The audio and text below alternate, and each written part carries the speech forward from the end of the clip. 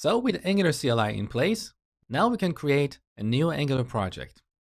So we type ng new, and let's call this project hello-world. So this generates a bunch of files and folders, and then it's going to use npm to download the third-party libraries. All right, our project is successfully created. Now to start coding, we need a code editor. The editor I'm going to use in this course is Visual Studio Code or VS Code. It's a beautiful cross-platform lightweight editor that you can download at code.visualstudio.com. If you don't like this editor, feel free to use any editors that you prefer. You can use Sublime, you can use Atom, or any other editors. Now, if you're going to use VS Code, I want you to add it to the path so you can easily open it from the terminal. So here, if you're using Mac, press Shift, Command, and P. Or if you're using Windows, press Shift, Control, and P. This opens up the command palette.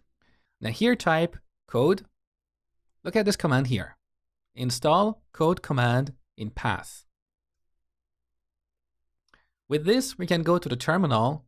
In the folder where we created a new project, Hello World, simply type code period. So this opens up VS Code pointing to the current folder. Now in the next lecture, we're going to look at this structure. You're going to learn what files and folders we have here. But before we get there, let's make sure that this application works. So back in the terminal, once again, we use Angular CLI to load our application in a web server. So we type ng space serve. So now we have a live development server listening on localhost port 4200. And Angular CLI also compiled our application. It generated bundles for JavaScript and CSS files. So we can open up Chrome and head over to localhost port 4200. Beautiful. This is our first Angular app. Next, we're going to look at the structure of our new Angular project.